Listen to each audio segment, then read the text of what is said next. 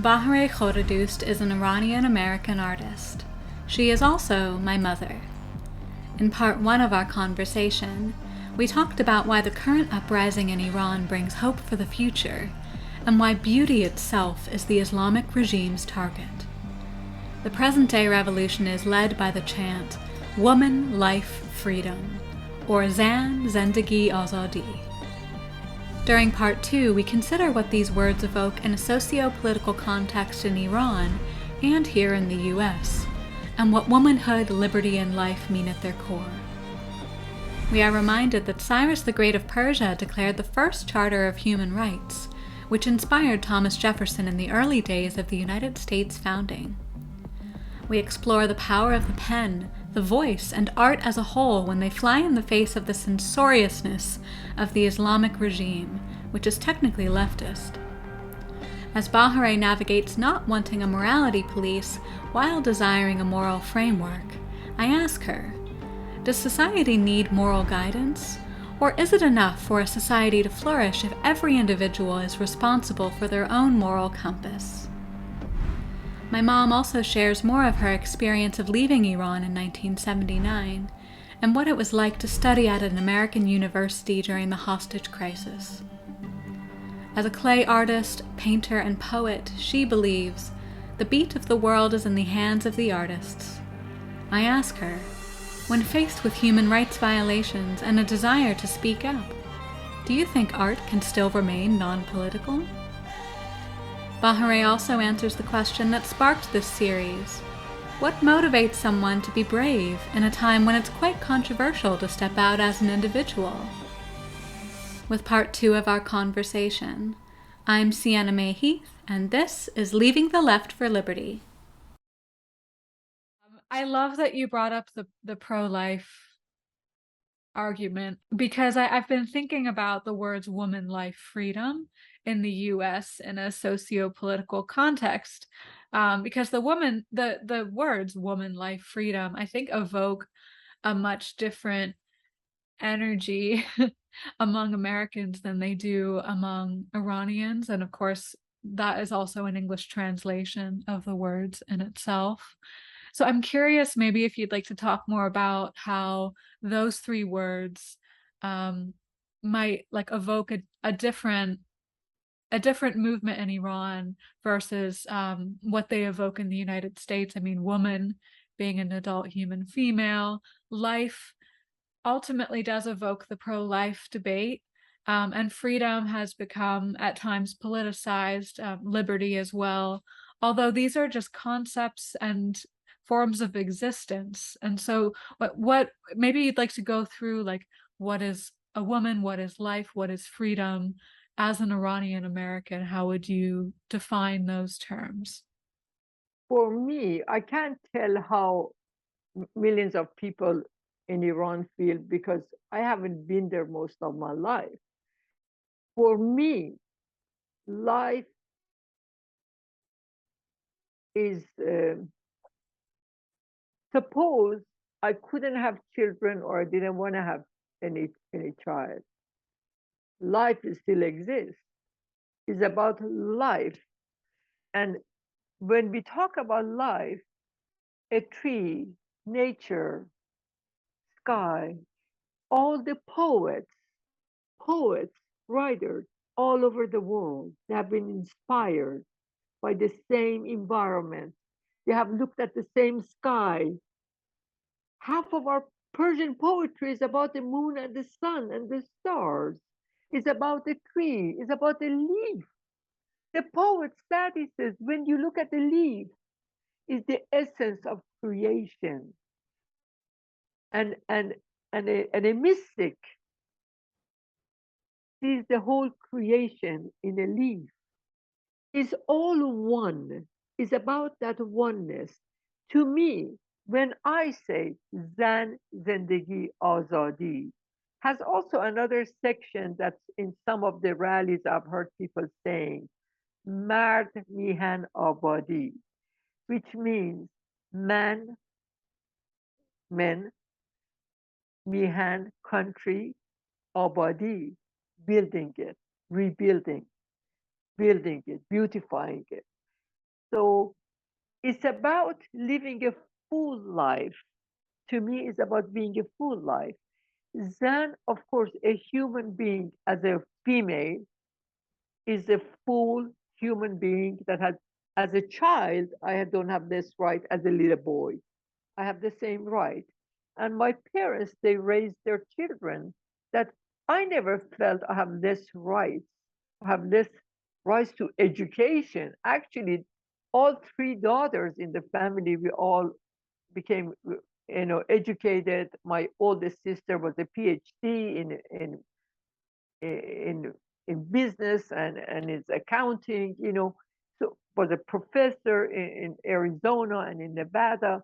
So we had the same opportunity. Now, some of us maybe we got more education, less education, but we all had the same opportunity. And as far as we live, we learn. Mama June, your grandma used to say, it's great you went to school, you got a degree, or you go to another school, get another degree, get a good job, take care of yourself, all of that. But she would say, remember this, in the school of life, nobody graduates. We always learn. So zendegi is life in a bigger scheme of things, the whole life, the oceans, the sky, the nature, the family, who is your family? People, they say blood related. Who is not related to you through blood? We are all one. We like it or not, we are one. We are all related. So because of all of that, for me, when I say zendegi, almost like has very little to do with pregnancy, has very little to do with it, is respecting the sacredness everywhere, in everything, all around us. For me, is that. And azadi is also that freedom. And of course, freedom for me, if you remember when you were a young person, I remember telling you in our side yard, standing there, I would say, you want more freedom. Freedom comes with responsibility, with individual responsibility.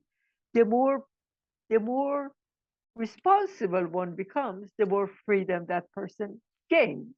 It's not something given. Like people, they say, the United States of government gave you right to vote. Excuse me, you stole my right. Now you say I gave you right. Has always been my right. So I think a woman has the right to choose. It depends how we choose. But I don't think it's up to a few men or few other people to tell me what I have to do with my own body. But at the same time, I say, if you really understand the sacredness of life, then you make your decisions based on that. But I can judge others. I never judge other people. I didn't live their life. I can judge it. And I choose not to judge it. But again, and then married men, like Iranian men or Middle Eastern men, sometimes they create this ugly uh, character of them as if they're all one thing. They were never one thing. I lived there for 32 years, and they can never become one thing. The same in this country. If you want to understand things, look just around you. Everywhere is the same. There are all kinds of people everywhere. Majority of people, they want to live a decent life and they want to have a better life for their children. They want to create a better life for their children. And I listened to this interview yesterday with the Prince Reza Pahlavi, Shah's son, and it was beautiful. It was really wonderful. And basically, like, our time is up.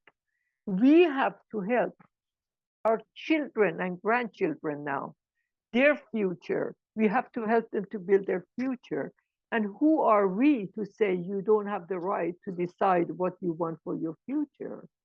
They want a better life, and they deserve it.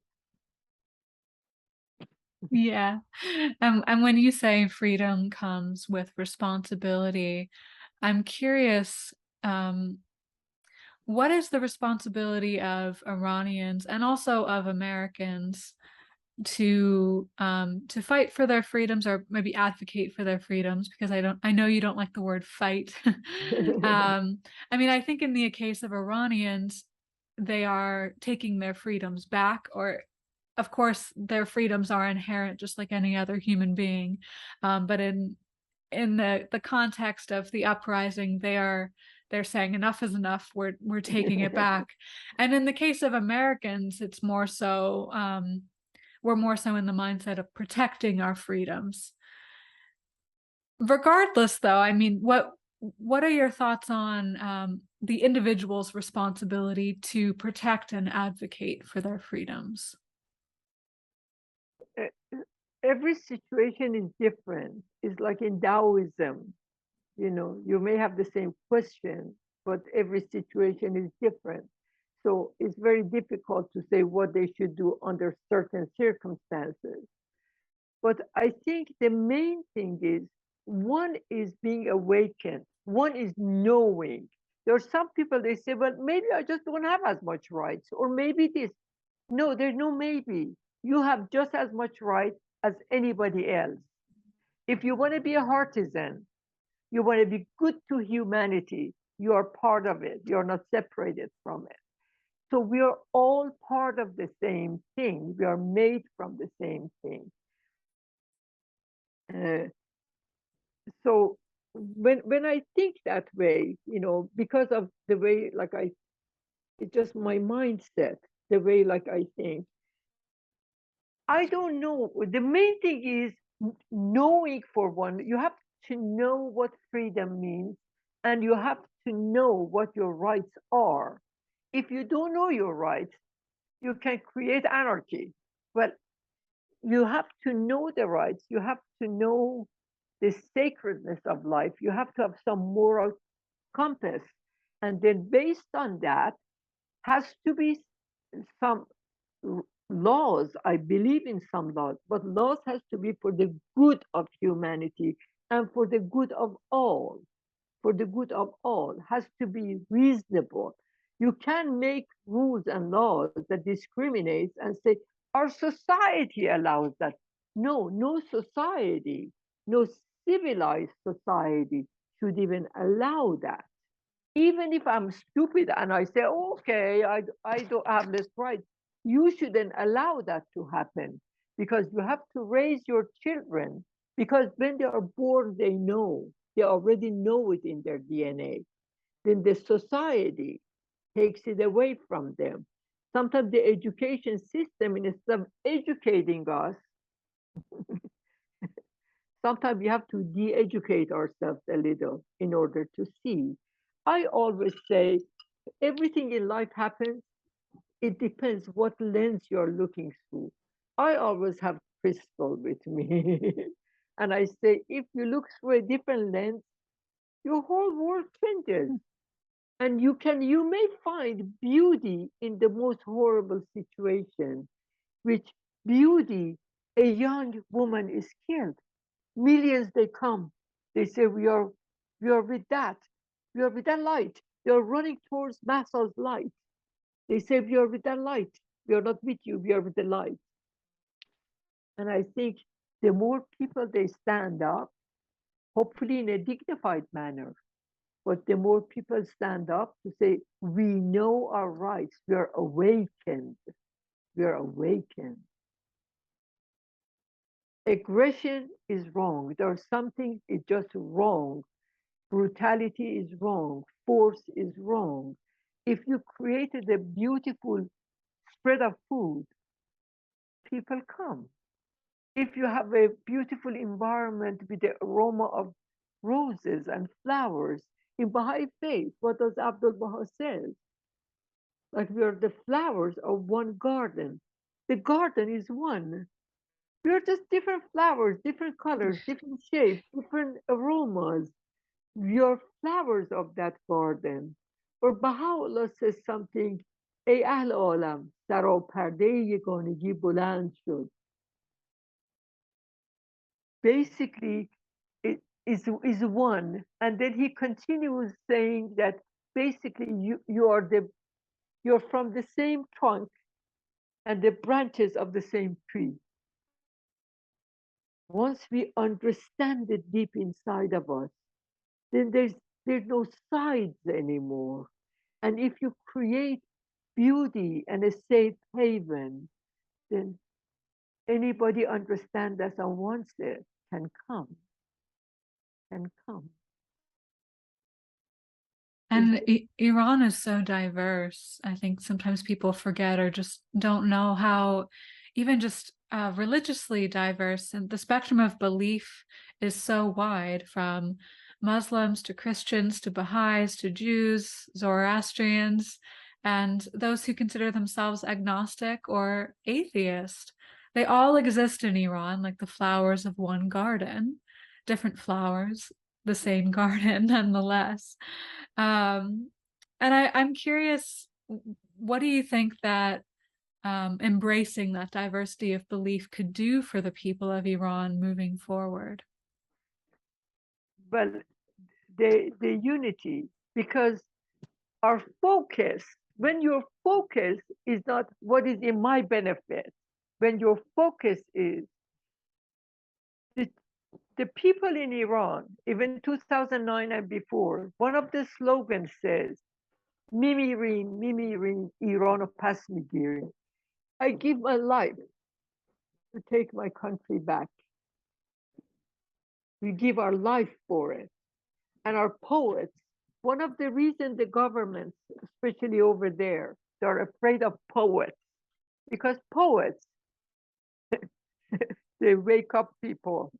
They, I say, I don't know if it's from me or is the saying, I'm not sure, but I grew up in my head, at least I know it, that the beat of the society is in the hands of the artist. The poets wake you up. They make you think. They make you go deeper within you.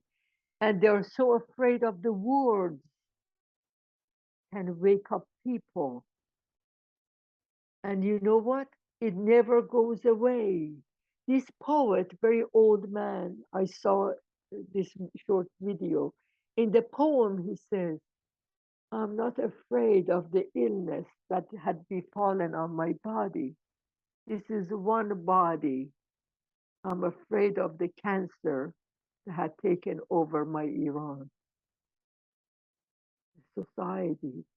And of course, we as Baha'is, we grew up to love the world as one country. But the world is not one country until every country and their sovereignty is respected. So you can't discriminate against a group of people or your whole country and say that's okay. That's never okay.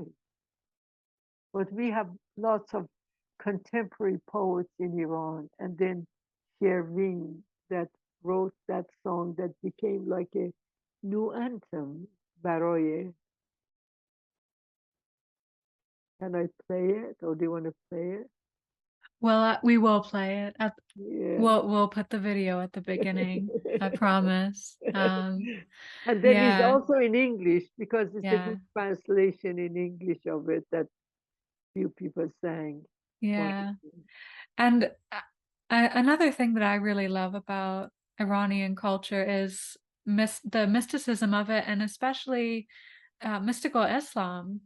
The Sufism is a form of Islam.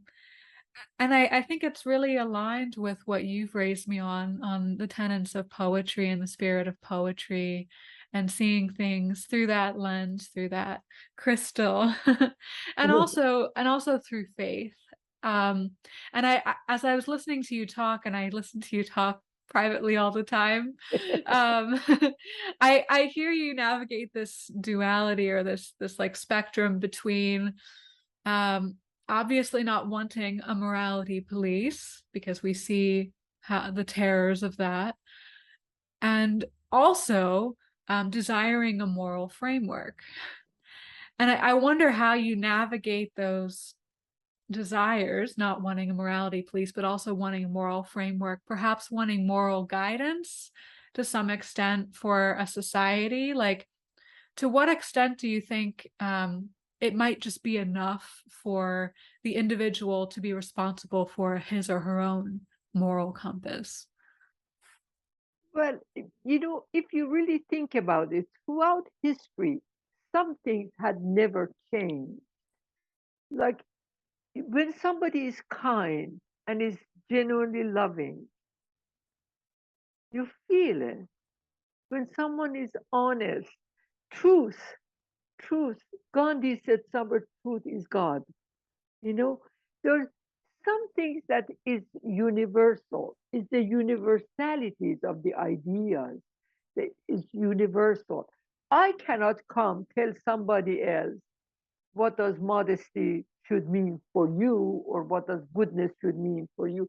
But you can't even know it. We know it inside of us because it's something you don't want to happen to you, so don't do it to others. This is from religion, okay? Don't do it to others.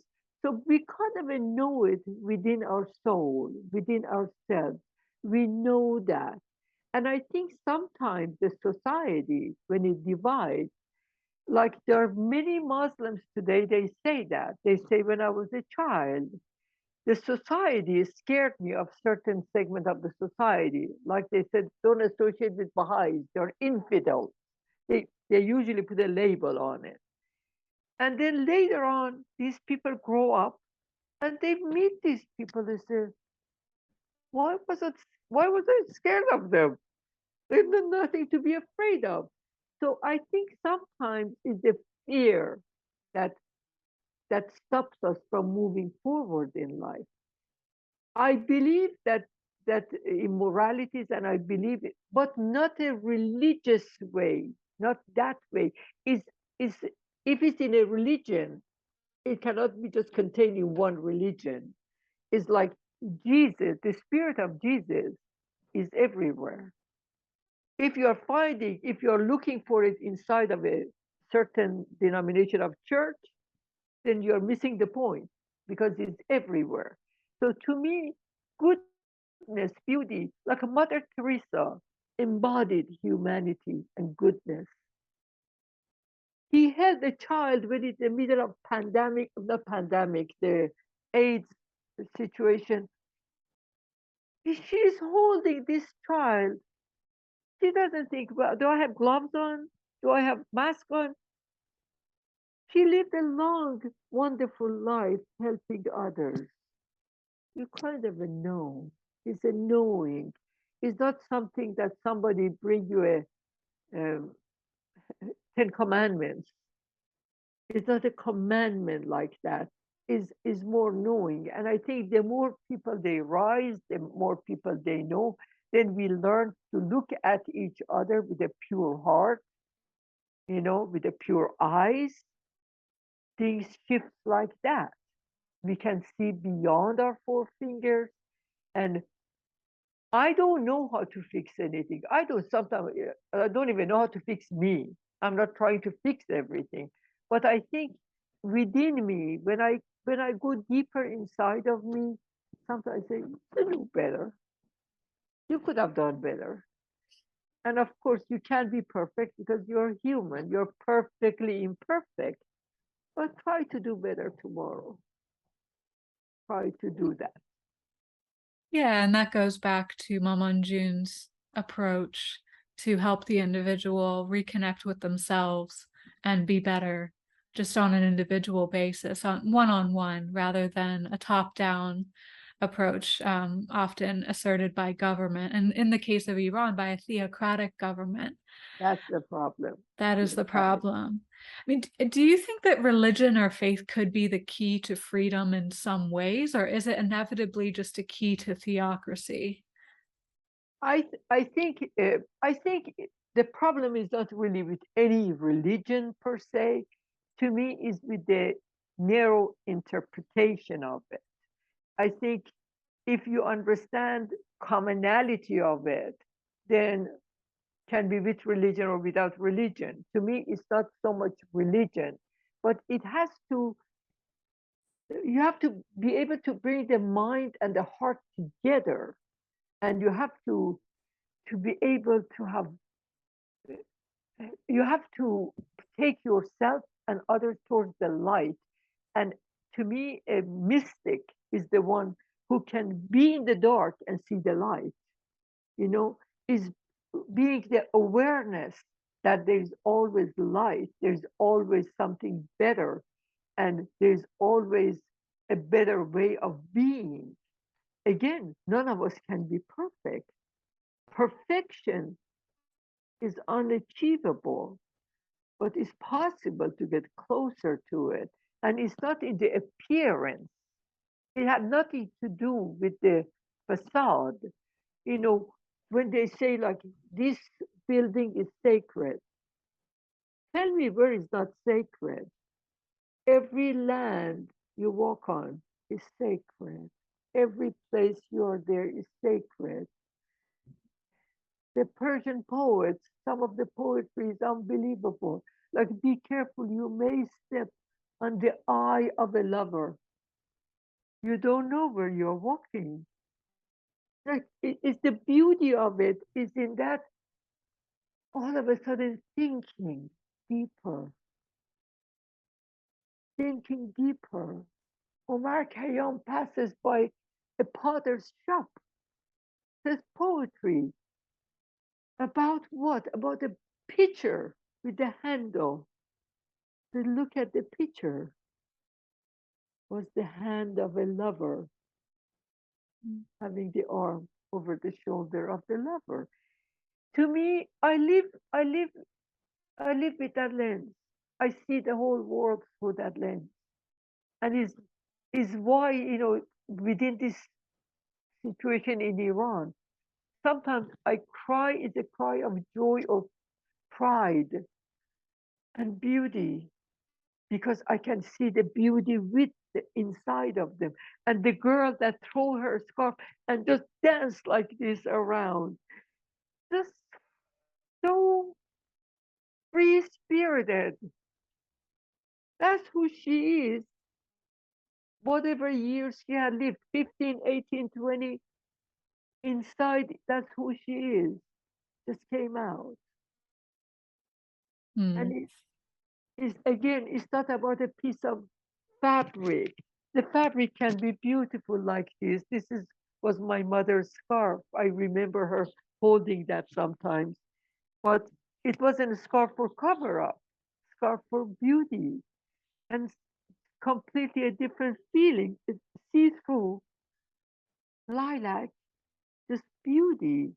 It changes things. Why do I have to cover myself? For what purpose? What's the purpose of that? That doesn't mean I should walk naked. Of course not. But you have to understand what is it you want to teach. I always like, even in art, I want to understand the concept. I don't want steps to take. I just want to understand. Then I want to walk my way. Then I want to bring it to fruition the way I see it. And that's when I enjoy doing art. You know, is in that the meaning of it, the understanding of it. And then everything changes. Who who should tell me if I should have my hair gray or black or red or white or brown? It doesn't matter. It's my hair. You know, it's like that. So to me, everything is the same way. Of course, we can have uh, freedom without any boundaries becomes anarchy, but we can have freedom within some boundaries, but freedom within that, and not discrimination. Oh, well, that's a fine line to walk. It is. It is. Yeah. And going back to what you said, that the beat of the world is in the hands of the artists. I think that speaks to, again, like why beauty itself is the Islamic regime's target. and why poets have been some of the most targeted dissidents under that regime. And I think it's because, like you said, they can unify the heart and the head, the heart and the mind, and they can use art, they can use metaphor, they can see through a really beautiful lens while telling really hard truths, but they do it in a way that perhaps more people can pleasurably digest. Yeah, yeah. And we when you go to Zoroaster and the beginning of that religion, is everything is about song and hymn. Like the country is built on songs. There's a song that when Gugush, one of the famous Iranian singers, that she was on the stage since she was a very young child, and when she came, 20 years she was held in Iran. She was not allowed to leave the country. She even went to prison, all of that. And then she had to promise that she doesn't sing in the public. And when she left Iran, it was the year 2000. The first concert she had, I believe, was in Canada. She even cried. She couldn't believe people, they still remembered her. Thousands of people, they have come just to see her. And one of the things, like she tried to explain, it was she sang a song was called Zoroaster, and in that song she sings it, the country that was built on songs. No, you're taking the songs away. So she had lived now in America or outside of Iran, uh, but she's in California, I believe, for 22 years. But she lived under this government for years. Everybody, she has her own stories. Everybody has their own stories. I left Iran in 1979. I traveled before that, but that was the time, revolution time was different when you left. My mother, either she wanted to believe or she thought that is possible. She said, you go for now, go get some education, then you come back. She said, most, all of these progressive advanced governments, they're not going to accept this government. It's going to go away in a couple of years, in a year or so. Then you come back. And of course, I never saw her. I never saw my father again, all of that. So, but then they came to me through visions and dreams. They never left me. They're still with me. They live through me. So that gives me some comfort. That gives me comfort and life. And I still have a sister in Iran. Still have a brother in Australia, another brother that lives in America, myself. And I lost my oldest sister and my second brother. So there's four of us left. And we know from the sister in Iran that her son, my cousin, just got remarried. And so Yeah, people are living their lives. I mean, talk about what woman life freedom means, what life means. It means taking the joy underground if you need to, and bringing it up to the surface when you feel brave enough to do that. that's exactly what they did even during Revolution 43 years ago. During that time, I went to some weddings. Usually our weddings start at 9 o'clock at night until God knows what time in the middle of the night, in the morning. Well, they had it 4 to 9 because by 9:30 was curfew, so you had to get home. But they still, people, life goes on. That's another saying we have in Persian language. That zendegi migzare, life goes on, and we all moved on through life. This is the third generation of Iranians in the streets of Iran, and it's all over Iran. It's not in one place, and this is the fifth, sixth week is still going on. So hopefully it comes to fruition. Hopefully so. And as you reflect on when you first left Iran in 1979 and when you finally found your way to Athens, Georgia, here in the U.S., I'm curious. We've talked about this some, but I'm curious what your experience was like of the hostage crisis. When I left Iran was before hostage crisis. I left and I ended up, uh, see, under the Shah, we had reciprocities with some countries. So Iranians, we could travel like to Europe much easier. And then um, I was in England, I was in London when things changed. No, I couldn't stay any longer, and I had to stay another month before American embassy finally they they allowed me to come to America, but they asked me to stay another month, so I had to extend my staying, and it was a little difficult, but I did. Um, so, what was your question? I forgot. Your experience of the hostage crisis. Oh, so when I came to America was in July 1979, and I had to come through New York because there was no direct flight at that time, like from London to Atlanta, there were no direct flight. The airport in Atlanta was not the airport that it is now. So I came to New York, I stayed with a friend, Shahla, and then after a few days, I went to Athens. I went to Atlanta, then to Athens, Georgia, where university was, University of Georgia in Athens. So then hostage crisis happened that fall. So it was very difficult, say the least, was very difficult because Iranians, we were all the target. Then all the Iranian students, no matter what your religion was, no matter what your situation was, you had to go to Atlanta to go to the, what is that office? Immigration office? I forgot maybe the name. But we had to go, basically, we had to be cleared before you can go back to school.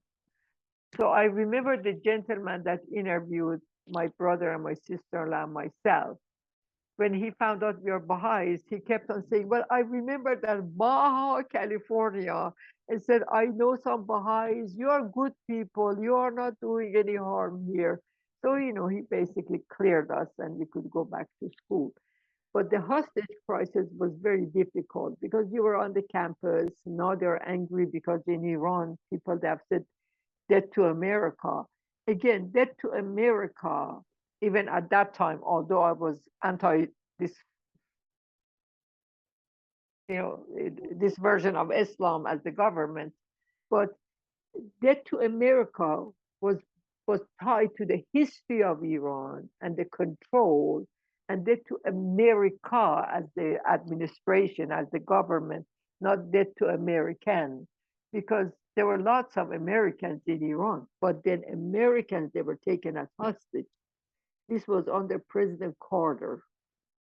That's another long story. Because he came to Iran, he praised the Shah, and the whole thing. Everything is on YouTube. You can watch it these days. And then they decided to turn against him, and Shah was ill, and a year later, Shah passed in Egypt. So the, the hostage crisis was hard because they could see all Iranians like responsible. Like they would ask me things like, I'm already confused. There's already so much happening. Why did you take our people hostage? I said, I did. I'm here. You know, everything like, or they wanted like you have answer for everything. I had no answers for anything. I didn't agree with the change of the government to this government. I never thought a fanatic religious government is going to give us more freedom, even if you didn't have it under the Shah. You think this government is going to give it to you? But anyways, all of those things at the time. And then there was like burning pictures on the campus. And then I had a roommate. She was a very young woman. Nothing against her, but she was like a very a young Southerner Baptist girl, and she kept on saying to me, she found out I'm Iranian. She said, "Well, I want to understand. You don't believe in God, right?" And I said, "Why do you say that?" She said, "Because you don't believe in our God." And I said, "Where is your God?" And she said, like, "You believe in that. What did they say? Allah, Allah?" And I said, "It's Arabic word for God. I believe in God. It doesn't matter what language you speak." She couldn't understand that. And she kept on saying, "But in America, we're Christian, we believe in God." I said, "Did Jesus come from DC, Washington, DC?" I said, "Jesus was from Middle East too. All of these religions came from Middle East." So I said, "I believe in all the religions. I'm a Baha'i. I believe in all the religions. But you use a word in another language. You say Allah. My last name is Khodadoost. Bahereh Khodadoost. Khoda means God. So I said God in another language now. I said, it's a word. I believe in that spirit, in divinity, in a spirit, in the great creator, as some Native Americans, they refer to it. It's something bigger than me. I believe there's something bigger than me, if that's what you're asking me. But was a difficult time, and was a difficult time throughout 80s, especially a little better 90s, and then when YouTube and all of the Instagram and all of these other things opened up, Facebook and all of that, and the doors after 9/11, in a very strange way, it seemed like the glass ceiling shattered. Then it seemed like, although it's a horrible time, but lots of Iranian things started coming back and forth. And then Iranians, they started coming, and then 2009, and of course now. So things changed, kept, kept on. In some ways, I had to explain less because now things, they were more out. So I had to explain less. And there were people who at one point even worked for this government. Then there were some that got killed actually, but then some they survived and then they turned against it. So it, I don't know. I guess I don't think any religious group should like run a country. It's like the Inquisition time in Spain, all of that. The Jews suffered, other people suffered, even Christians, they didn't think like them, suffered. Is especially if it's the fanatic version of it. But you can't have one religion rule everybody else that doesn't adhere to the same one. So you have to have some rules that applies to all, to majority of all, at least. That's the way I look at it. Well, for it to be fair, they have to apply to everyone. And hearing these examples of fanaticism from the 70s onward, I guess maybe because I'm your daughter as well, I have this tendency to always be on high alert for signs of fanaticism in the US currently. And one symptom of what I think is more of a secular religion of wokeness, as we call it, just kind of playfully, we say we're awake, not woke.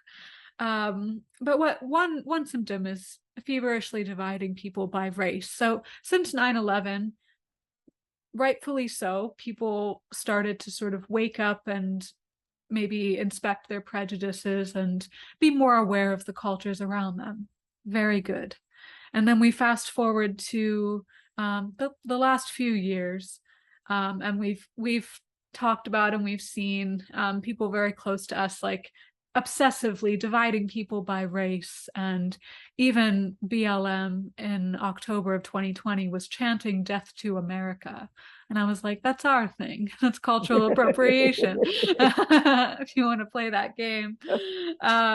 I mean, when you look at that, and when you look at the general landscape of our country, of the United States, what are your thoughts on these forms of fanaticism, and what other signs of fanaticism are you seeing? Well, in general, as I said, I'm against fanaticism and I'm against extremism of any form or shape because the idea, if you want to unite, you can divide the divide and the divide and say we are uniting. You can't unite like that.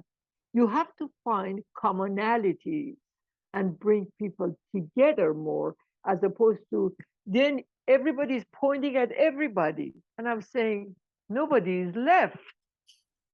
Nobody is left. What did you do? That should tell you that's not the way to do it. Again, and other things I feel the same way. I think like in our schools, we have to teach the truth. You have to teach to the best of your ability the truth.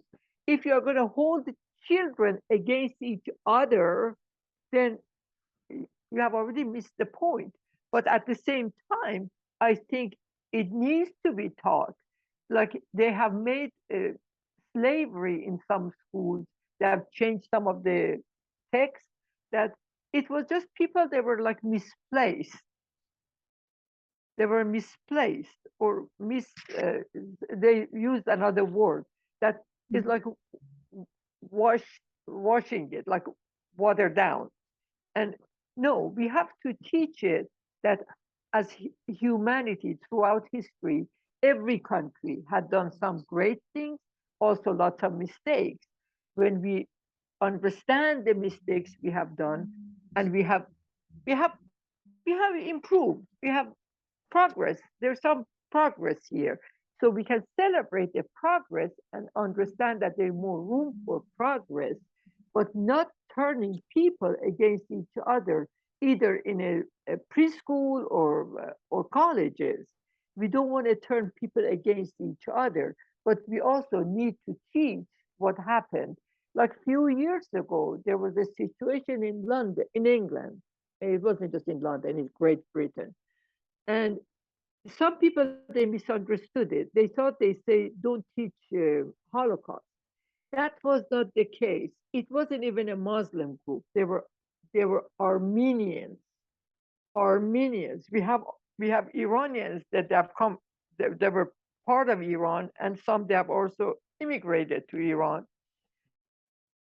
There was an Armenian genocide years ago in Syria and Turkey under Ottoman Empire time. And there were Armenians because of their being Christian. They were discriminated against and they were killed. They're, all they were saying is we need to teach all of it in school. We need to teach Armenian genocide. And you know what? Finally, it was recognized.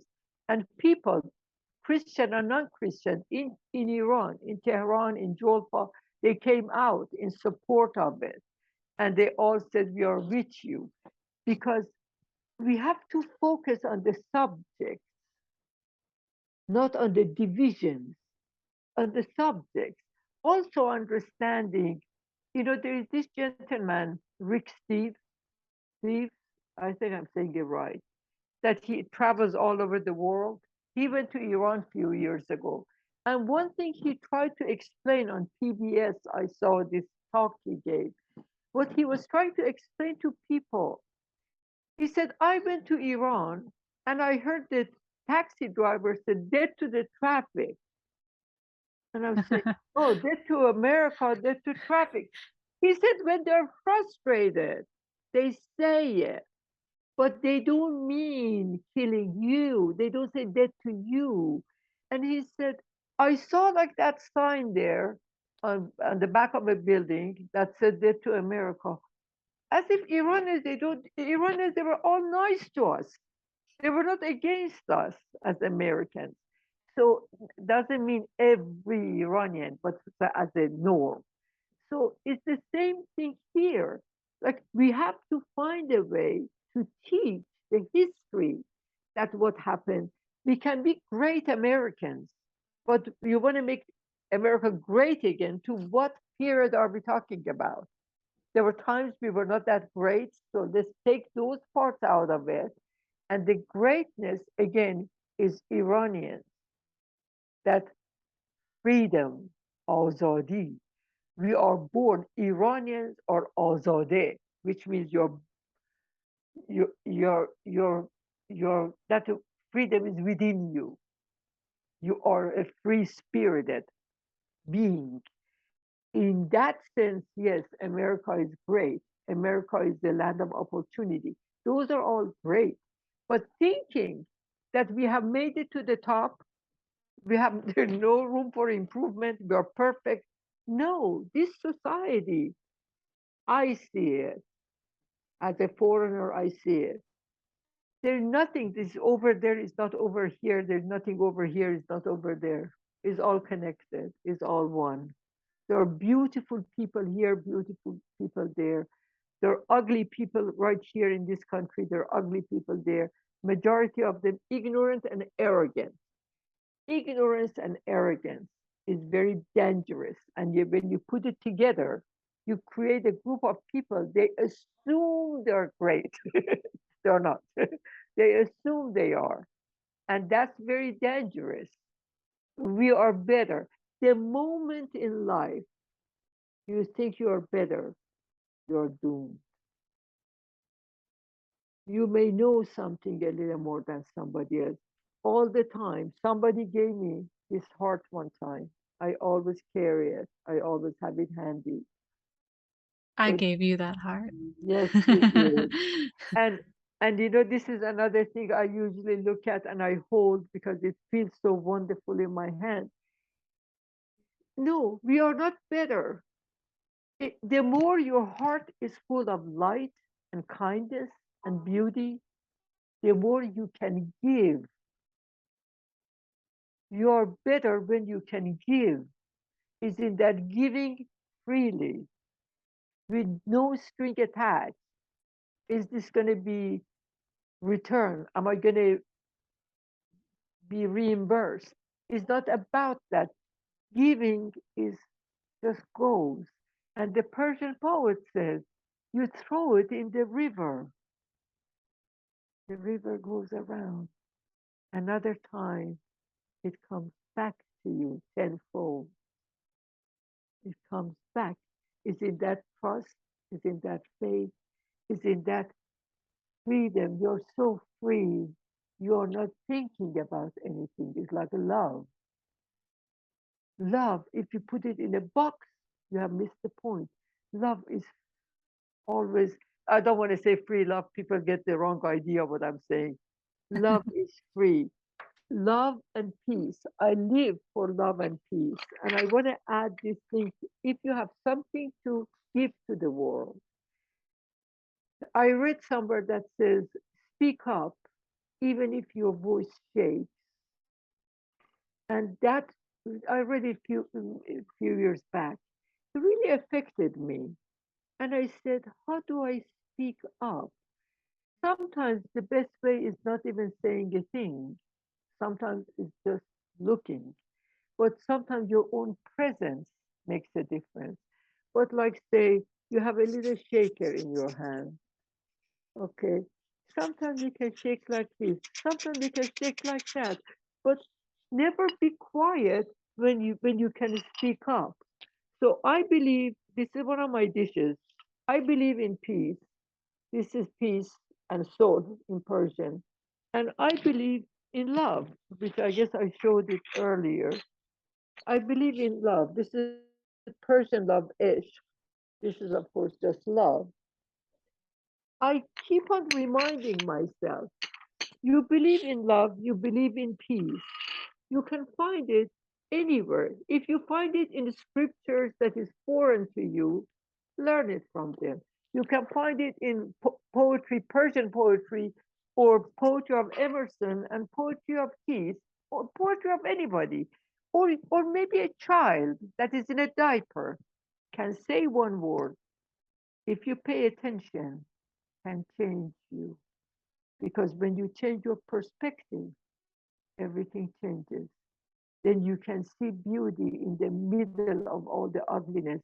You see, as Mr. Rogers said, when there's problems and difficulties, always look for the good people come. The helpers. the helpers come. Yeah. Always remember that. So I never, I, I have lived a long, long life. I don't know if 2 hours interview is enough because I've lived a long life.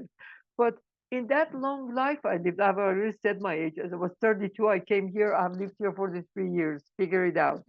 But basically, I know when you trust it in life, you may not have a sister here that you say, or brother here, or a parent here, or uncle here.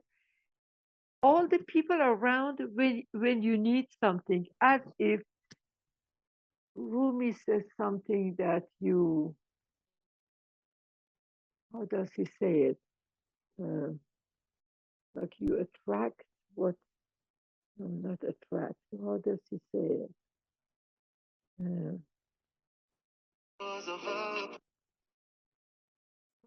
I forgot how he says it. Basically, you attract what you're attracted to.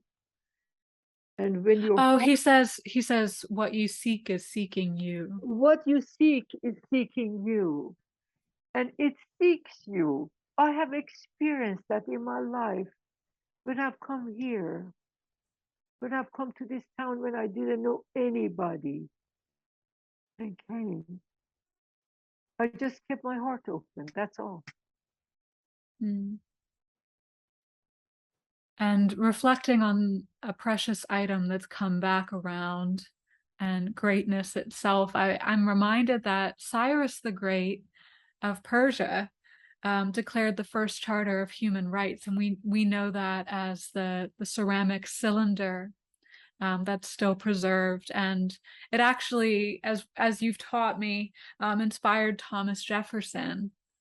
And when you reflect on Persia's roots, Iran's roots, of democracy and freedom and advocating for human rights, you've told me that democracy is a journey, not a destination.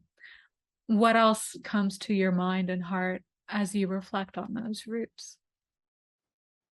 Again, because it goes so far back, and I think through our DNA, generation after generation had transferred through us. It's like I'm a woman, and even if I didn't have a child, I'm still a mother within me. There's a mother inside of me because that just is in the DNA.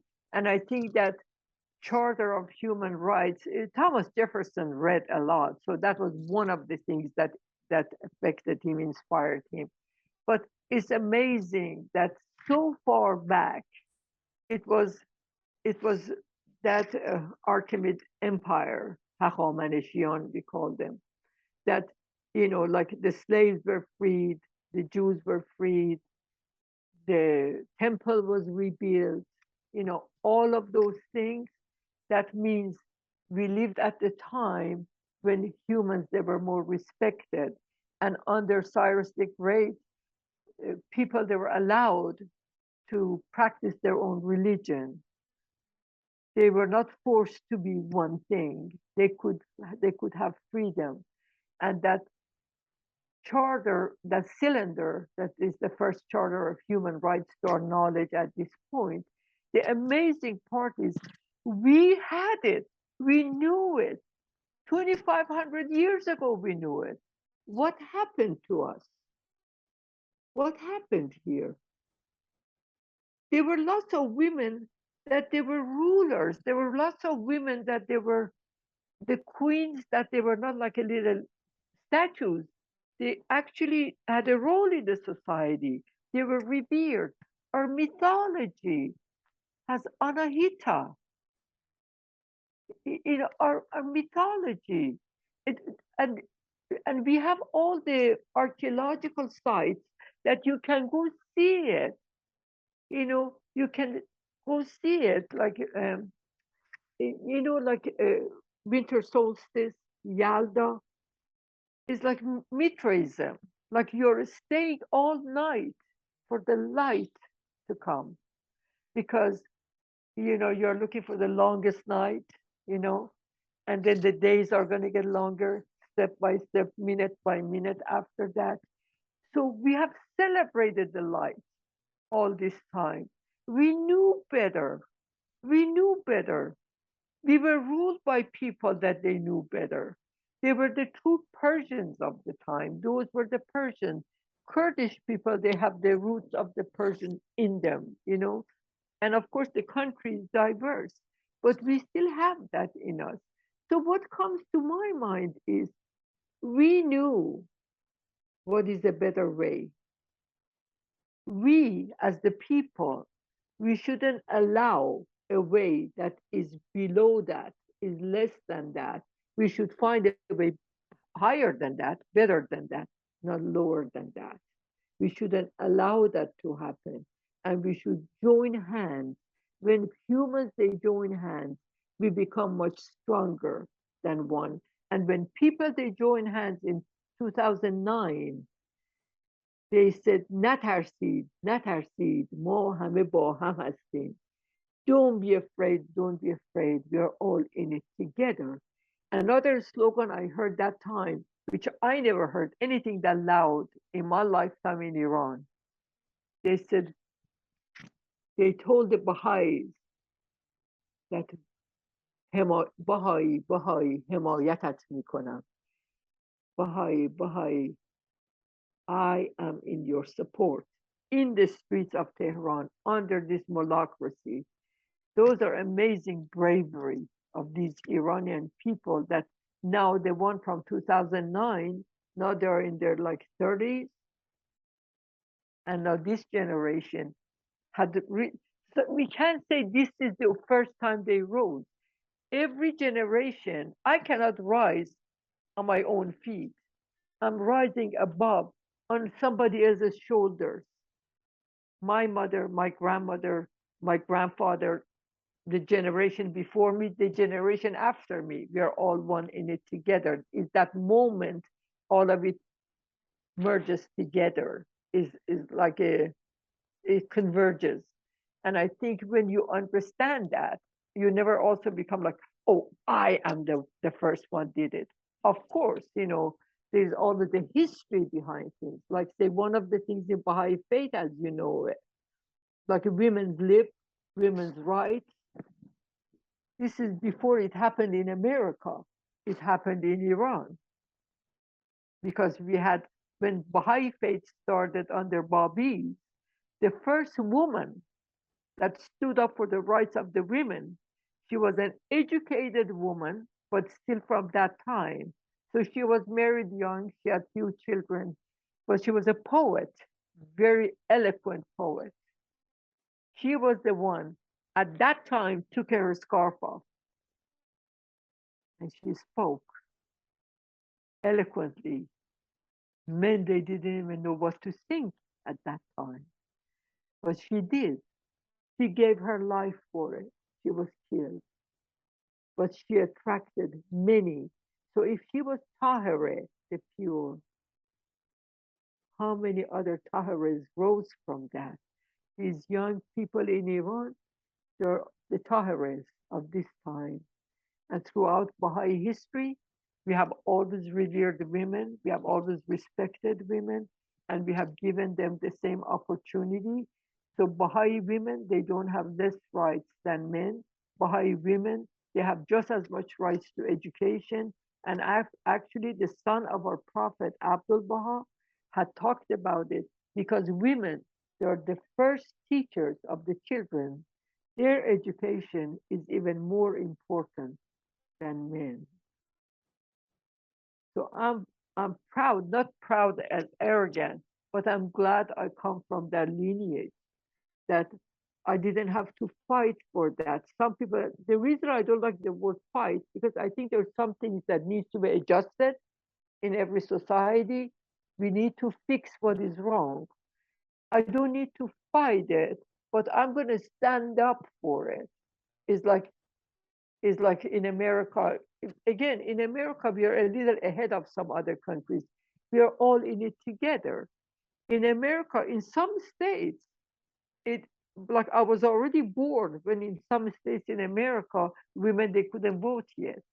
Some it was state by state, but they said we we give you right to vote, And that bothers me because you took my right away from me. You stole it. And now you say, I give you right to vote. Or you thought a man, even a man, if he's had dark skin, cannot fly aeroplane. Where do you get that idea? Our brain, your brain, because you have a white skin, your brain is not better. If I put my mind into it, I can learn it at my age to fly an airplane. If I can drive a car, I can fly an airplane if I want to. So these are all the wrong attitudes, wrong ideas that we have to. Things had gotten a whole lot better. Schools are a whole lot better. Things had changed a lot. You don't see uh, so much separation in races and all of that. But we still have a long ways to go everywhere. And I do my part. I don't know. I never thought I can change the world by myself, but I can lend a hand. And I do my best to do that. Yeah. And I'm so grateful to be part of this lineage as well. And to have women like you and Tahereh the Pure, who you mentioned. Her last words were, "You can kill me as soon as you like, but you cannot stop the emancipation of women." She was right. She was right. You She see was. She was right. it? Yeah. Um, Because right yeah, is right. Right is right. It's right. not That's because right. she says it or not. Mm. Right is right. And as I think we've expressed, this is about women's rights. What's happening in Iran is about women's rights, but more broadly, it's about human rights, because not even our boys are safe in the streets. This has come to a head where there's an incredible amount of unity across ideological boundaries that were otherwise very, very deep. And that does bring me a lot of hope. And as I reflect on what's happening in Iran, what has happened in Iran, and I consider what we could learn from it and what balance might be brought in the West. Um, I reflect on creative freedom. So the censorship and jailing of artists in Iran is incredibly widespread, profoundly wrong. Um, and then meanwhile, like we've talked privately about the rather loose morals on stage in the US among some American artists, especially singers and musicians. And I mean, who am I to say? Who are you to say? But because we're talking, what wisdom might you offer to bring balance in this case? I say the way I think myself. I think it's very easy to be part of the mainstream, and it's very easy to look for like acceptance from others. But I think we are individual part of the whole. You have control over you and your own decisions. Don't let the society tell you what is right, what is not right. You decide what is right for you. And I think I can look. It's okay to me if you look elegant. It's okay if you look beautiful. It's okay if you look attractive. But you don't want to become cheap looking. You don't want to become. Uh, it's like it's somewhere you have to stop yourself. Is in a sense, I'm not encouraging censorship. I don't believe in censorship. It's kind of like a self censorship, like you being able to stop you from, even if you say, no, everybody else wears this, everybody else does that. I always said, I'm not everybody else. Then they told me at times, in different times, not just in Iran, in America too, then you're abnormal. Why are you so abnormal? Why don't you want to do what everybody else does? I said, maybe I'm abnormal. I even thought about it. But I said, why am I feeling so normal inside of me if I'm so abnormal? It feels normal within me. So I'm okay with it. And then again, it's not like trying to be different, like, oh, stand up to be different.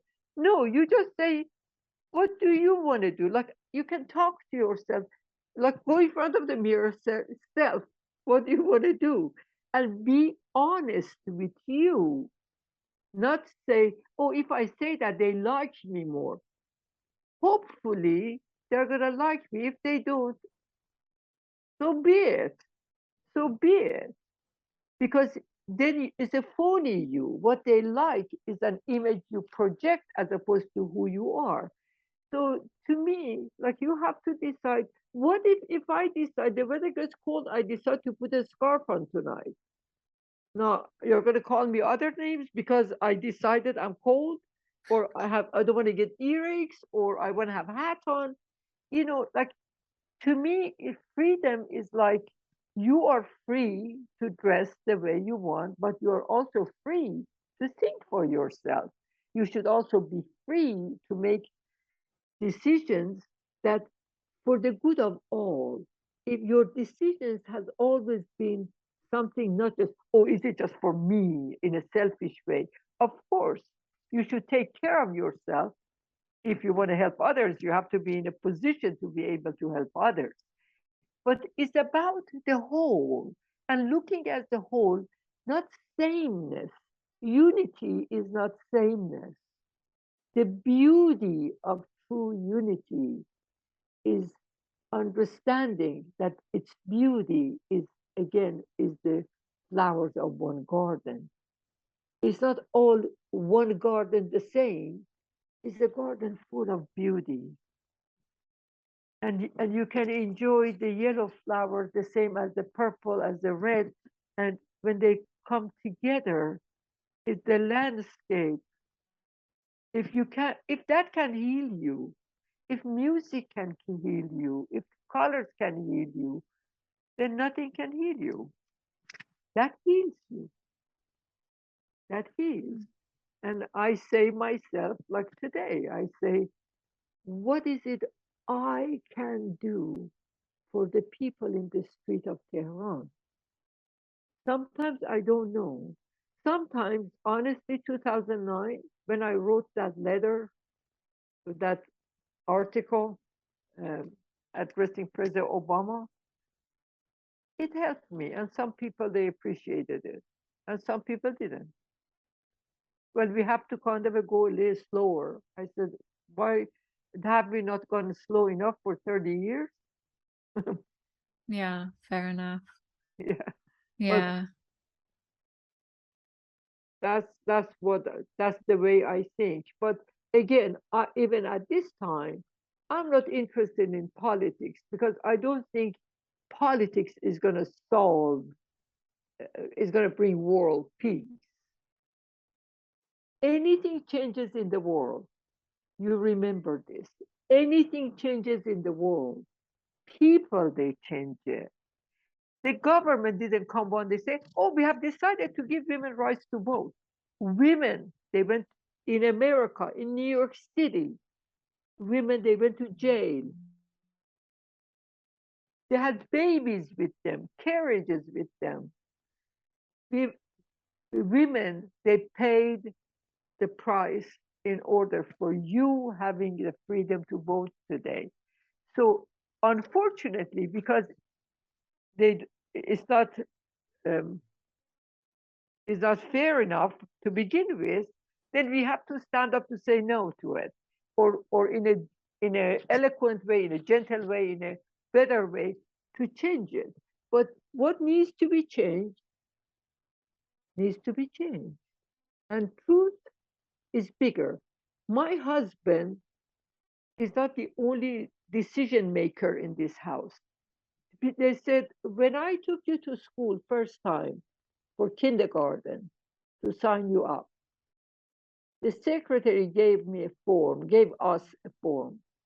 And then she pointed at it because she thought I don't understand English well. I did. I already had a degree when I came to America. But she said, no, I was putting my name. She said, no, this is for the head of the family. I said, I'm a head. I am a head. And she said, no, you have to put one name. I said, why? This family has two heads. We put two names. This family has two heads. Because they never thought about it. Then they told me, now Persian language, the one good thing in Persian language, doesn't have pronouns he, she, has one word u, which addresses both gender. He or she is still u. All the papers they send home, he. When I bring it up, they say, well, when we say he, we mean she too. I said, say it, say it. They said, these are old papers. I said, I retype it. And I said, you can do this. Put S/he. Because he is in she is not in he. Male is in female. Female is not in male. And I said, just think about that. And you have half a population in your school, they're girls. You send papers one after another. My daughter that is in kindergarten saw it and brought it to my own attention. Again, I've already seen it. I said, I started a petition. Door to door, I went, I got signatures. I took it to school and I said, you need to change this. Other people, they feel the same as me. You need to change that. So eventually, by the time you were in high school, things was changed. Sometimes it's like can be minor changes or appears to be minor. This is a language because at one point only men they were out. So they could say he, they continued, or they said chairman. I said, I see a woman. I said, chairwoman. Little by little changed because the number went higher. And then they can't say, oh, this woman is a chairman. No, this woman is a chairwoman, or at least call them chairperson. you know, so sometimes it appears to be they would tell me, but this must not be your mother language, mother tongue. And I said, I'm glad it's not because I can see it better. And I said, my English is not the problem. I have accent, but my English, I know English. I'm just saying something needs to be adjusted, and I'm here to help you to adjust it. And little by even little things, it changes step by step. Unfortunately, change never happens overnight. If we would have wanted to try what these young people are doing in the streets of Tehran in the 90s, wouldn't happen. These people were not conceived yet. They had it had to take its course until it gets to this point. Now I don't have to tell anybody that Iranian women are brave, are strong, are courageous. I don't have to tell anybody. I just say, I wish if I had their courage. I wish if you had their courage. But in America, women, they have also stood up for their rights. And, you can, everything, the good thing is today, everything is online. You can go find YouTube videos on it. Women, they had long skirts at that time, long sleeve, long skirts in the streets of New York, upstate New York. Then little by little goes spread. That's how it happens. And when they read men, some they think literalists, they say just men. A literalist reads the Bible as a literalist, understands it very differently as a educated person or as a mystic. The mystic says, what does it really mean? An educated says, maybe it has more than one meaning.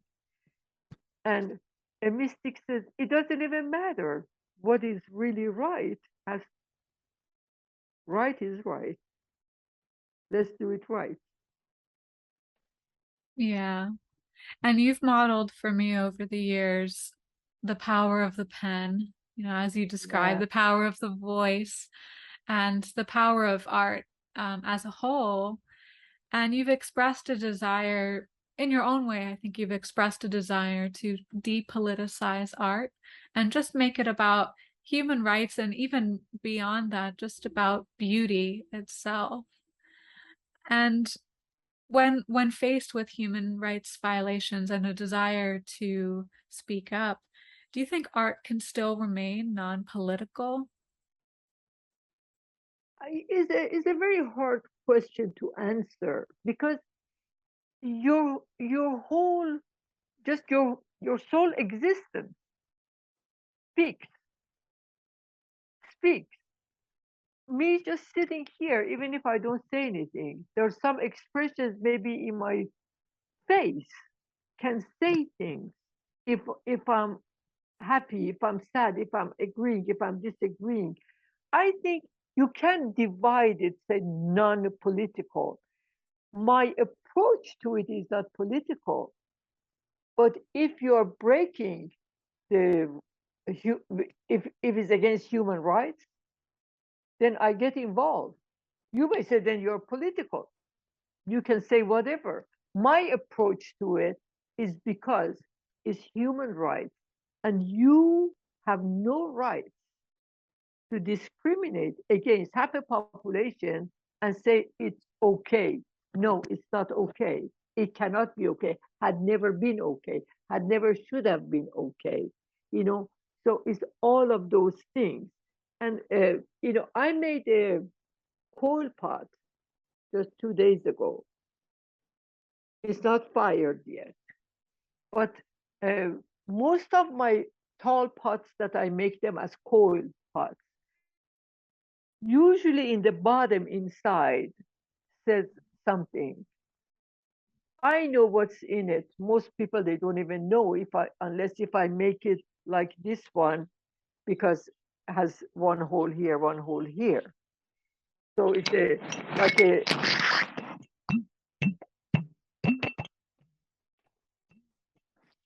so you can kind of play it, but inside of it you can see it. Inside of it says partisan. This one I called it joy.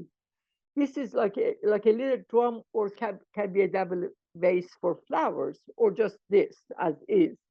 So somebody that knows how to play probably can play this.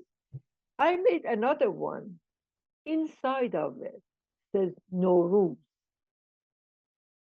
Persian New Year, new day, the first day of spring, new day. I made that in honor of young Iranians in Iran, and I named it Azadi. When I made that, as I was making it, I said, I'm the only one who knows what it says inside of that. When this came out of the kiln, I took a picture. It took the picture from what is inside of it. It's like inside of a well, that Azadi has always been alive. It's coming up through the sound, is coming out. When it's fired, I show you.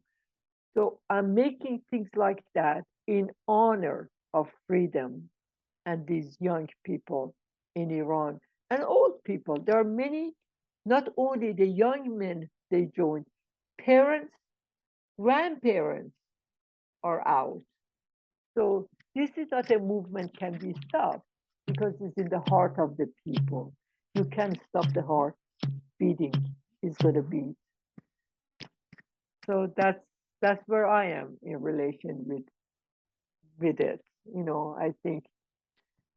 I think uh, some things in life, change is inevitable.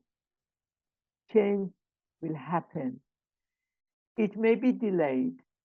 It may be. It cannot be stopped. It can have traction. It can be blizzard. It can be roadblock. Eventually, it goes away.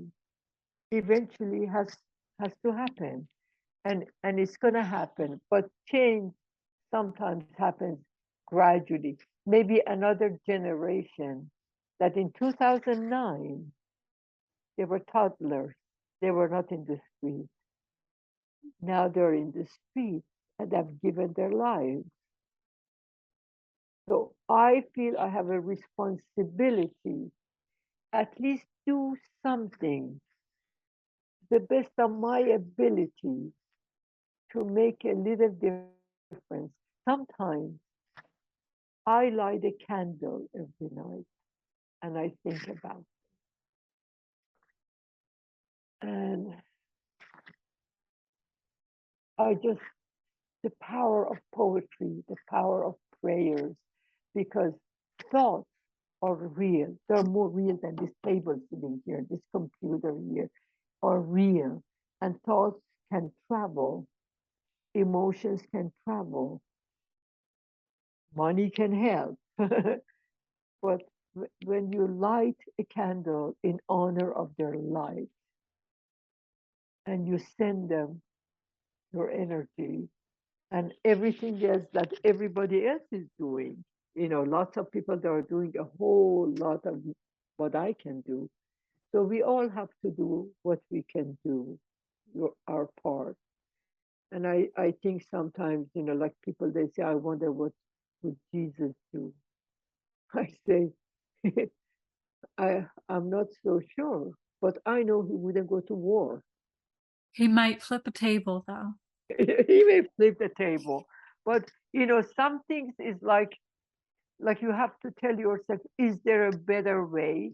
But when the more people are awakened, the more things can rise.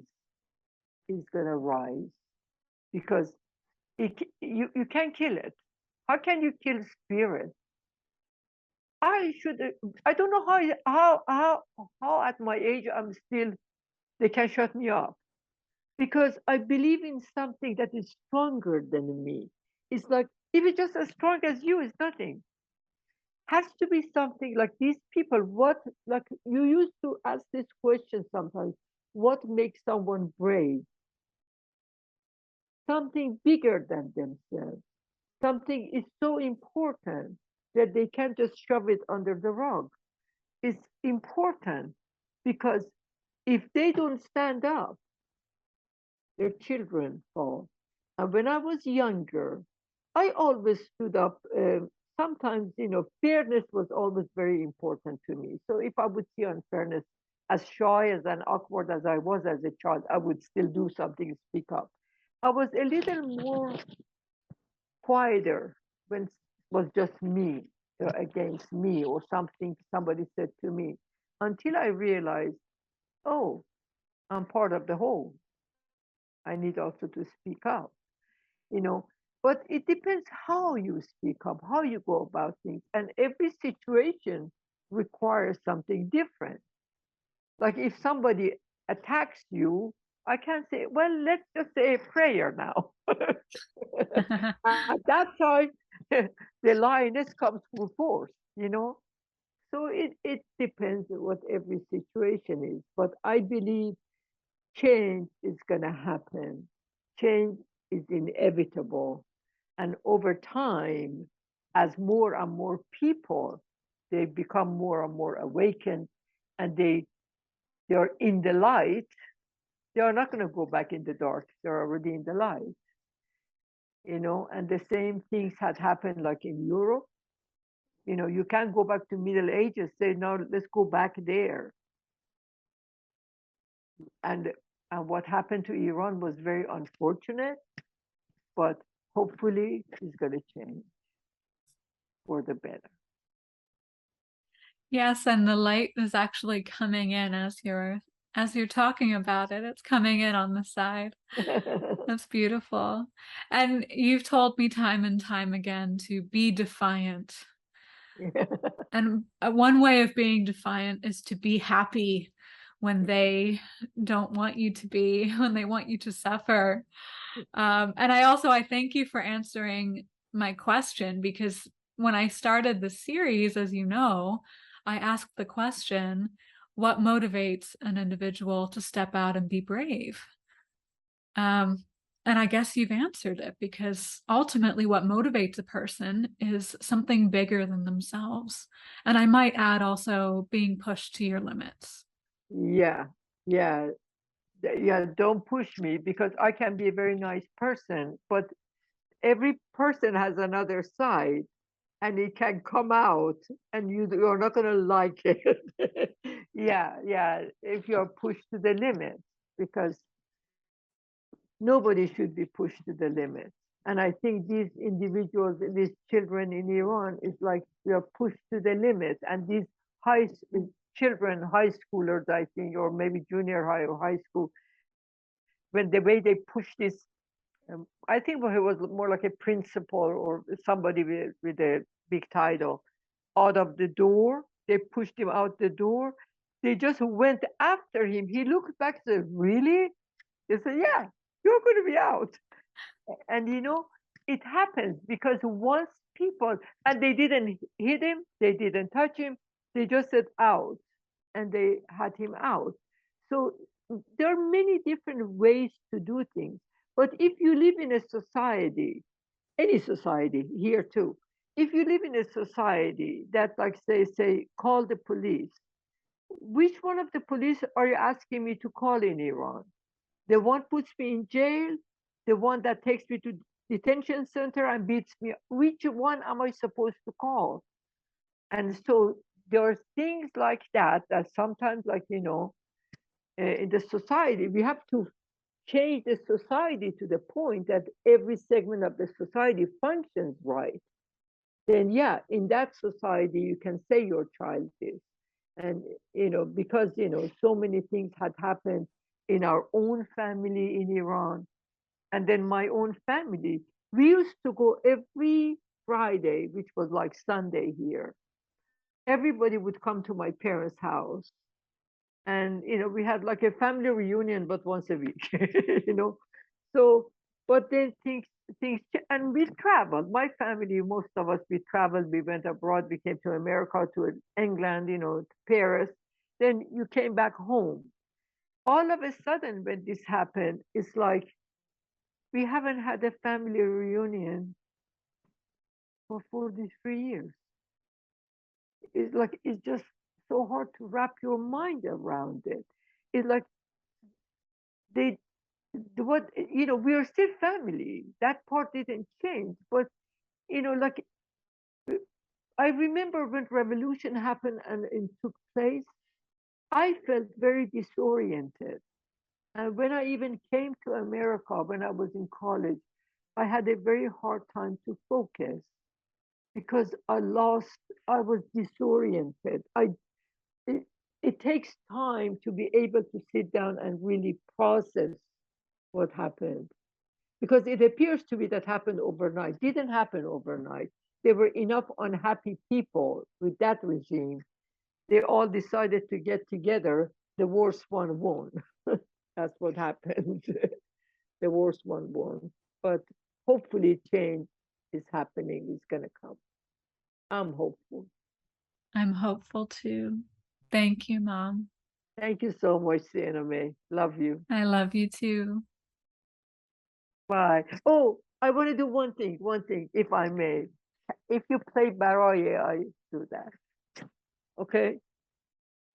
I just Okay. want to say, in honor of Iranian people and in solidarity with Iranian people, I want to say Zan zendegi azadi, as the Kurdish people say, Jen jian azadi, or woman, life, freedom. I'm going to cut my hair in solidarity with Iranian people.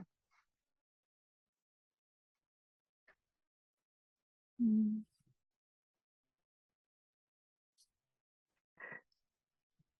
Azadi for Iran.